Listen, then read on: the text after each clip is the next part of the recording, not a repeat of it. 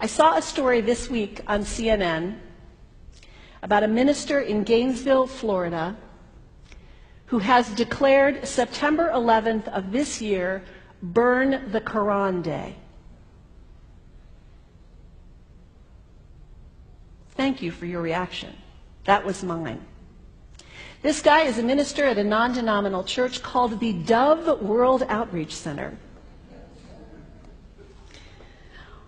He said all kinds of disparaging, insulting, inaccurate things about Islam that I'm not going to repeat from this pulpit. His message is about hate and fear. And I can assure you, there is nothing in the Gospels, there is nothing in the teaching of Jesus Christ that says anything about burning the holy texts of other traditions. It is not there. The proposed burning of the Quran is obscene. It is not the work of peace. It is not the work of understanding. It is not the work of building bridges. It is insanity. Now, the good news is there are a lot of groups, a lot of churches, even the National Association of Evangelicals, who are condemning this action and urging the church to cancel their event. A conversation about God demands grace and openness, a willingness to learn, to have our own ideas challenged, our convictions questioned. These are the hallmarks of humility. When I was in seminary, I read from someone whose name is lost to me now, when you speak of God, your voice should shake a little. You know, Jesus had no time for religious know-it-alls. He saved some of his harshest criticism for church leaders, for the Pharisees, the religious leaders who were so certain about who was out and who was in, who was holy and unholy, clean and unclean. Jesus was forever taking all this religious certainty and turning it on its head. And we can only imagine what Jesus would have said about Pastor Terry Jones and his Burn the Quran campaign. I think he would say, this has got to stop. Followers of Islam believe that the Quran is a collection of revelations received by the Prophet Muhammad from God about 1400 years ago.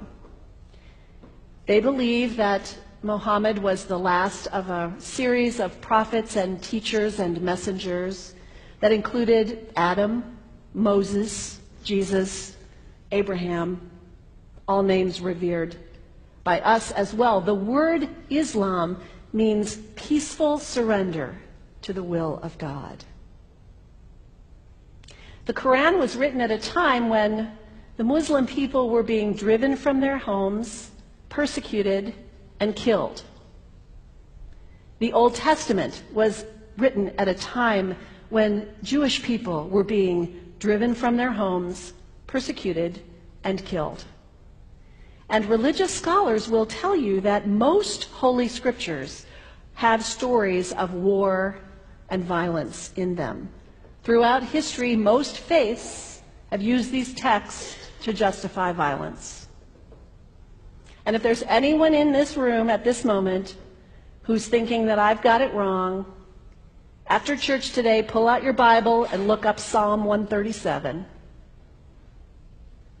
And you'll see that our own text has passages that can make us uncomfortable. But also, like the Bible, the predominant message of the Quran is of peace and care and loving God, justice, care for the neighbor, care for the stranger. In the Bible, we have thou shalt not kill. In the Quran, we have whoever kills another, surely he is killing all of humanity. And whoever saves the life of another, surely he saves the lives of all humanity. These are words of peace, words of faith, words that could save the world if we would take them to heart. The second thing you can do the next time someone sends you one of those emails demonizing Islam, delete it. Don't forward it. Don't participate in the stereotyping. Don't give in to your fear. It's okay to be a little afraid. We all have those emotions. Just don't give in to it. Don't sign on for it.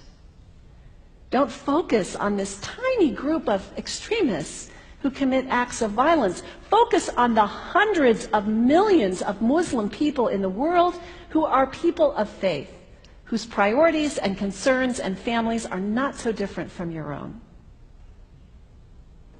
And third, when you think of Muslim people, think of individuals. Think of the professor at Ohio State. Think of the engineer at Honda. Think of the teacher at the elementary school down the street.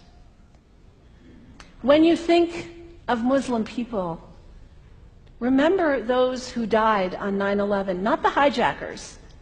There was only a handful of them. Remember Mohammed Sunhami Hamandi. He was born in Pakistan. He came to the United States as a small child with his parents. He played high school football.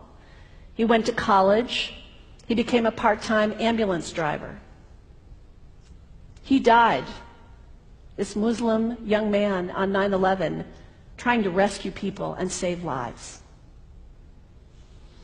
When you think of Muslim people, remember Mohammed Salahuddin Cloudhurry. He was a waiter at Windows on the World, which was at the top of the World Trade Center. He died that day. His wife had their baby 2 days later. When you think of Muslim people, remember Rama Salih. She was a woman, 28 years old. Her neighbors described her as fun and outgoing and generous. And she died on American Airlines Flight 11, 7 months pregnant with her first child. Remember the founder of the Islamic Circle of North America, who worked in the World Trade Center and also died on September 11th.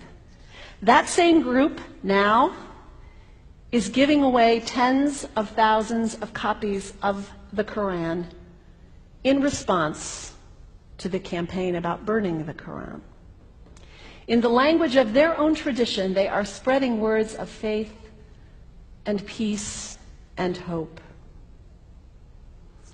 One of the ladies at the 8:30 service this morning said to me after, maybe we should declare September 11th, buy a Quran and read some of it. It is for us to share our message of love and hope and peace, but let us do it with grace and respect and above all, humility. God grant us as individuals, as a nation, as Christians, the humility for this work.